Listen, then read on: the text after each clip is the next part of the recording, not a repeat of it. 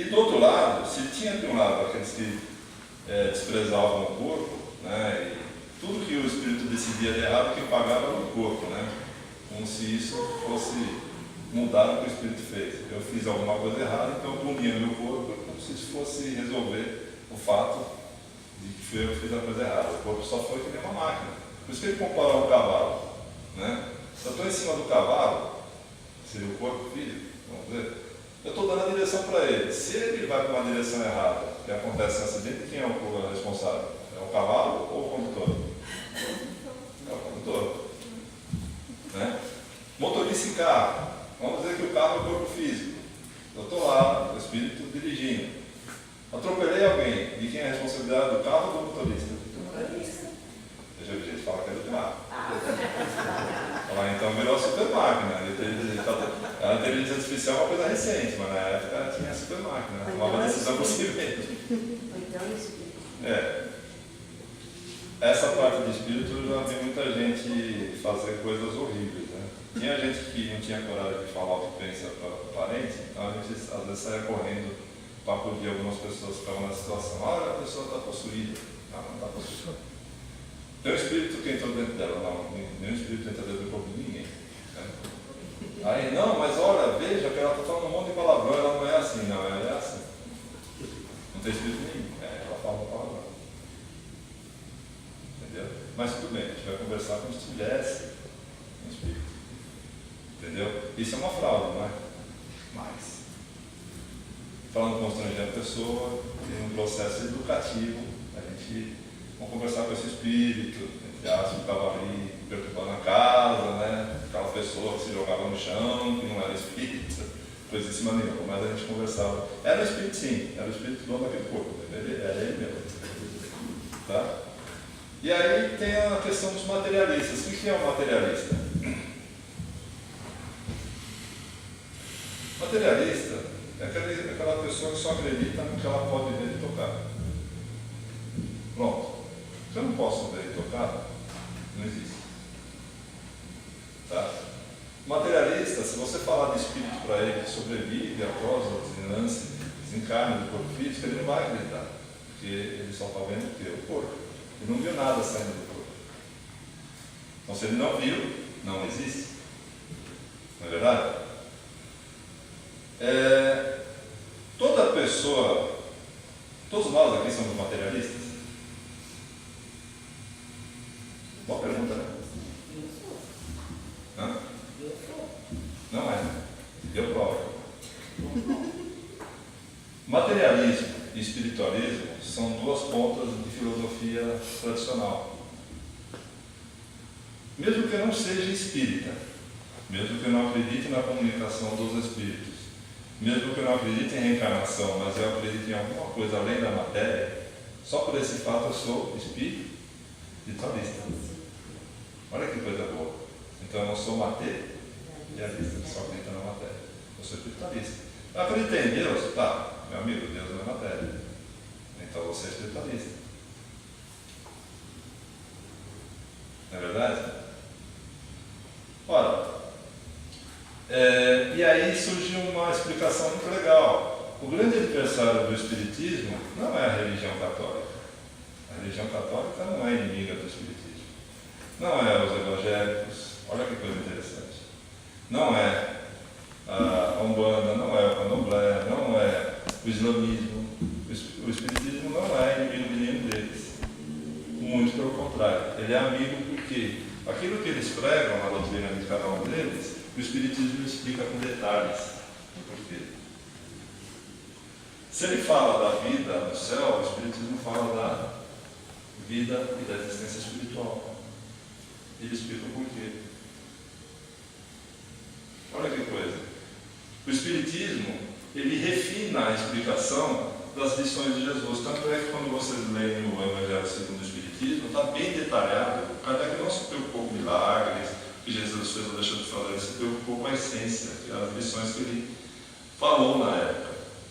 E aí a explicação espírita reforçada pelas comunicações dos espíritos sobre aquela lição. Olha que coisa interessante. Então, o espiritismo ajuda até as próprias religiões que já são antigas a explicar melhor para os seus adeptos o fundamento dessas religiões. Olha que coisa bacana. Então quer dizer que se eu estudar o Espiritismo, eu tenho condições de entender melhor e dar melhor explicação sobre as outras religiões? Sim. Tanto é que no nível mais avançado de estudos, nós estudamos o Espiritismo comparado. O que é isso? É estudar a doutrina espírita olhando também os fundamentos das outras religiões. Imortalidade. É só o Espiritismo que fala disso? Não. A própria Igreja Católica fala disso. Quando ela promete o quê? Se a gente falar direitinho, salvação, promete o que mais? A vida eterna. Então a imortalidade não é privilégio do Espiritismo. Só que ele explica melhor o conceito de imortalidade. Olha que coisa interessante. Na católica fala-se ressurreição, não é verdade? Só que ressurreição, o Espiritismo explica melhor com a reencarnação. Ele não aboliu a ideia do retorno do Espírito, porque quando a Igreja Católica fala da ressurreição, ela está falando de que o Espírito vai voltar com o mesmo corpo. A ideia é da volta ao corpo. Olha que coisa interessante. Só que no Espiritismo, e ele explica melhor, fala assim, olha, o Espírito vai voltar sim, só que no novo corpo. Aí obedece às leis físicas, não é verdade? Porque o corpo antigo já se decompôs. Então, olha que beleza, vou ouvir um corpo novinho. Você já está até escolhendo o modelo, já? Percebe? E acaba com preconceito quando você estuda a reencarnação. Porque de repente hoje eu estou reencarnado, estou ligado a um corpo masculino. E na outra encarnação? Eu sou um espírito, o espírito não tem sexo. A sexualidade, a ideia do sexo aparece quando ele está encarnado, ligado ao corpo físico. Então eu posso vir como uma mulher? Só não vem se não brincando, se for. Eu posso vir como uma mulher. E eu vou vir como uma mulher. Aí não vai ser a mulher, vai ser Aí, o que acontece? Eu vindo com uma mulher, a mulher pode vir com um homem? Pode. Pode. De repente, pelas necessidades que cada gênero favorece de experiência, a mulher pode reencarnar na condição masculina. Não é verdade? Isso ajuda ao progresso? Ajuda. E ajuda também o quê? A combater o preconceito, porque eu começo a enxergar os dois lados. Então o homem não é melhor que a mulher e a mulher não é melhor que o homem. Por quê? Ora eu posso estar encarnado numa condição, ora eu posso estar encarnado na outra. Eles são o quê? Como é que o homem e a mulher devem se ver na atual encarnação? Como parceiros. E aí eu lembro do Pepeu Gomes, quando ele cantava que ser um homem feminino não fere o lado masculino. Quer dizer, tem homem que cozinha bem, não cozinha? E tem mulher que dirige caminhão, cara. Eu não consigo dirigir caminhão. Cada caminhão que avião, né? Quem conhece aí? Tem mulher que pilota avião. É, engenheira, manda, é dona da empresa ali, e está fazendo o papel que tradicionalmente seria do homem. Tem homem que cuida mais da casa dos filhos que a mulher. Ah, essa briga é antiga lá em casa. Minha esposa é excelente mãe, dona de casa. Só que eu acho que eu sofro de toque, porque eu vejo a coisa fora do lugar, aquilo não estava ali. Aí para arrumar, então, para mim arrumar é afastar as coisas, limpar bem e deixar arrumado mesmo. Não é meio arrumado, é arrumado. Então o menino fala que eu sofro de toque. Né? Mas enfim, isso é próprio da pessoa sistemática, né? Eu gosto das coisas certinhas, no seu devido lugar, em tudo. Né? Todos aqui cuidam do corpo e do espírito? Então vai uma dica aqui para fechar. Se preocupem com a alimentação, se preocupem com o exercício, se preocupem com o que bebem, né? Tenham um zelo muito cuidadoso com esse corpo aí que está aí para não servir essa atual encarnação. Mas Também se preocupem do que você se alimenta em termos de ideias, sentimentos e pensamentos. Isso pode influir direta e decisivamente na saúde global da pessoa. Pode parecer bobagem, mas pensa numa pessoa que passa o dia inteiro pensando em coisa ruim. Ela tem a grande habilidade de uma coisa, um simples incidente que acontece, a gente vive na Terra, né? Ah, caiu uma colher, meu Deus, o mundo acabou porque caiu a colher agora. Mas tem gente que faz uma tragédia em cima disso. Ah, as coisas não deram certo hoje, né? Tem dia que as coisas dão certo, tem dia que não dão. Paciência. Amanhã vai dar certo. Ah, mas porque eu fiquei muito tenso. Ficou porque quis. Porque você tem livre-arbítrio, você pode deixar o problema te derrubar, né? Ou acabar com o seu dia, ou não. É uma escolha sua. Ah, porque a pessoa falou. Bom, mesma coisa. O princípio é o mesmo. A pessoa pode até ter sido grosseira com você. Isso vai acabar com o seu dia? Só se você quiser. Então você pode escolher ficar pensando no que aquela pessoa falou para você ou esquecer. Então, nem dá conta daquilo. Entendeu? Então, esses sentimentos e pensamentos também influem diretamente na nossa saúde e no ambiente à nossa volta. Olha que coisa interessante. Quer dizer que dependendo do meu estado emocional, eu influencio as pessoas. É uma lei da natureza, a influência mútua. Eu sou influenciado, também influencio as pessoas. É lógico que quanto mais eu aprendo, mais eu entendo a vida, eu escolho quem vai me influenciar, eu escolho as influências que eu quero ter. Então é lógico, se eu sou uma pessoa que estou querendo viver de maneira positiva e feliz, eu vou deixar um pessimista me influenciar? Eu vou ouvir, vou tratar bem, só que eu não vou abraçar as ideias do pessimista. E nesse mundo você tem esses três personagens, né, que eu costumo lembrar aqui: o pessimista, o derrotista e o fatalista. Vocês conhecem o pessimista? Como é que é o comportamento do pessimista? O pessimista é aquilo que, sempre quando você surge com uma ideia legal, bacana, talvez nunca tenha tentado, talvez a gente vai ter muito trabalho para fazer aquilo, ele já fala, mas não vai dar certo. Esse é o pessimista. É aquele que joga areia na alegria de qualquer um, né? O fatalista, qual que é? Deixa eu sair. Olha, tem uma nuvem no céu, meu Deus, vai ter uma tempestade igual a ontem. E o mundo vai acabar de novo. O mundo ia acabar agora em fevereiro, né? De novo. Eu sobrevivi tantos fins de mundo, né? Estou vindo até hoje. Aí, o mundo ia acabar. Então eu não vou sair de casa. Esse é fatalista. Ele já está esperando alguma coisa muito ruim. E muito ruim acontecer com a humanidade. E o derrotista? Conhece o derrotista? Antes de acontecer, ele já está derrotado. O derrotista não precisa ninguém derrubar ele. Ele já se sabota logo no começo. Você fala assim para ele, vai que você consegue. Estou à altura, não consigo.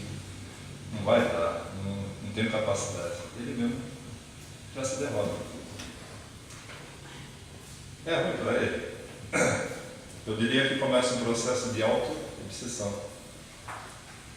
A gente sempre acha que a obsessão é só quando o espírito perturba a pessoa. Não, às vezes ela pode até ter seus adversários do passado, pelo mal que ela tenha feito a algum deles, mas se ela se auto-obsedia com todos esses pensamentos de postura, os espíritos olham para ela e falam assim, nem vou mexer porque ela se afunda sozinha, deixa ela quieta. Só não pode deixar ela esquecer de se afundar, né? De vez em quando a gente lembra quanto que ela tem que se afundar. É pronto. O resto do serviço ele só tem que olhar, porque a pessoa vai fazer o serviço do trabalho deles. Percebe?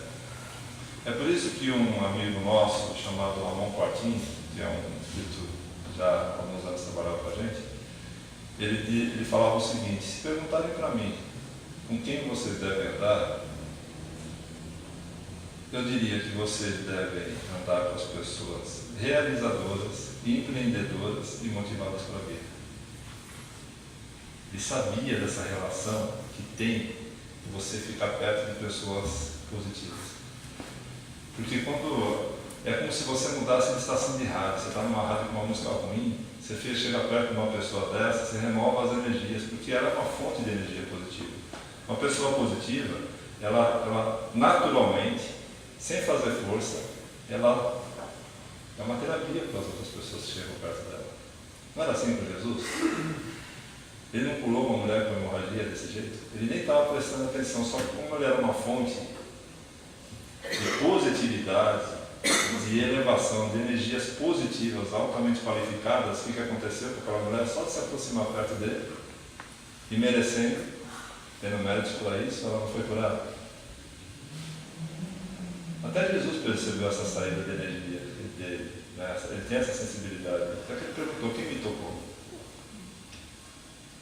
E tem gente que é assim. Às vezes você está meio para baixo e tal, você só vai lá conversar com aquela pessoa, você já vai fazer um café perto daquela pessoa, você se renova, vai acender. E tem gente que parece vampiro.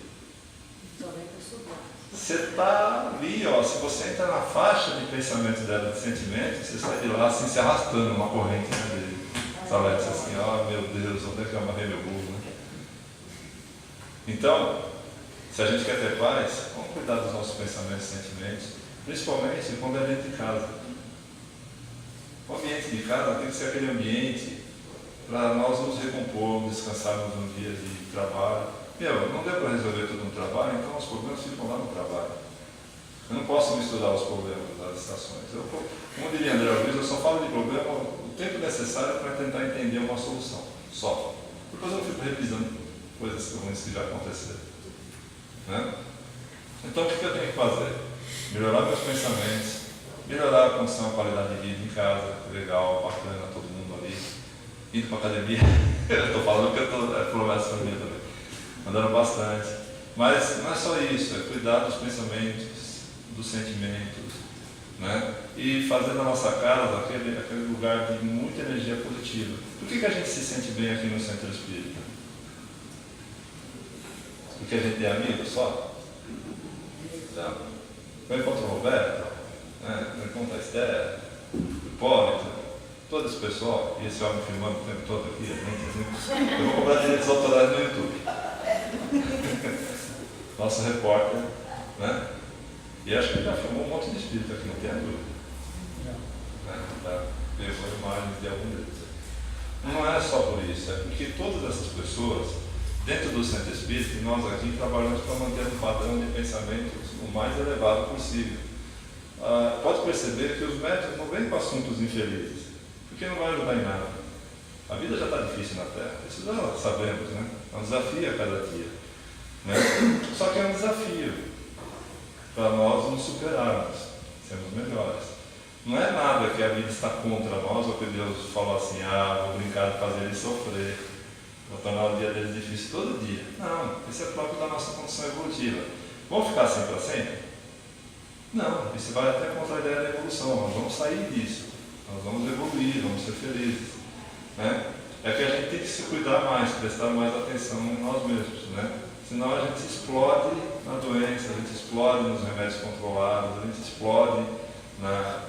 eu já estava conversando até com meu filho mais velho, que ele estava muito estressado e tal, e ele estava conversando comigo: eu preciso conversar com você, tá? Então vamos conversar, estava sobrecarregado e tal. Aí eu falei para ele: cuidado com a saúde, cuidado assim, não queira carregar o problema do mundo nas suas costas, das outras pessoas, porque todas as pessoas, bem ou mal, acabam sobrevivendo, né? Sabe aquela ideia de quero ajudar e acabo somando o problema das pessoas aos meus problemas? Né? Não, saiba ajudar. Como disse o Espírito, se eu tentar ajudar uma pessoa e começar a entrar na sintonia dela, então não vão ser duas pessoas, uma pessoa para o Espírito ajudar, vão ser duas.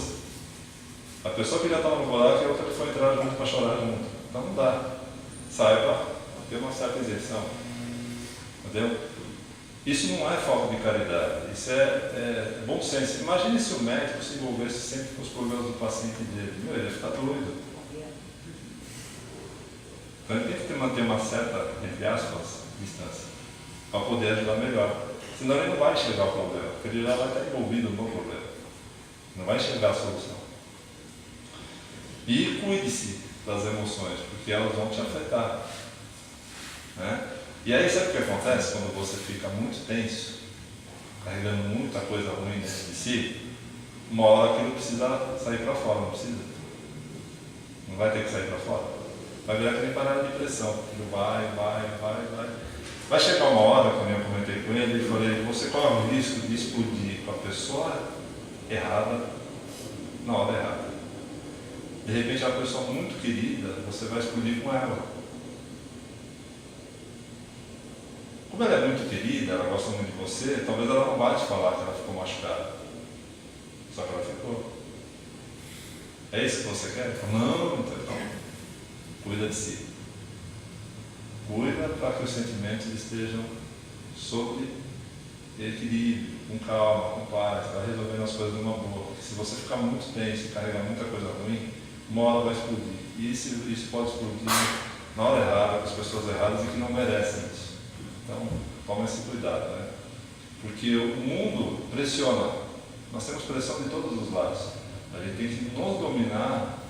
Nós temos que tomar conta da gente para que essas pressões não nos afetem o equilíbrio interior. É muito sério esse assunto.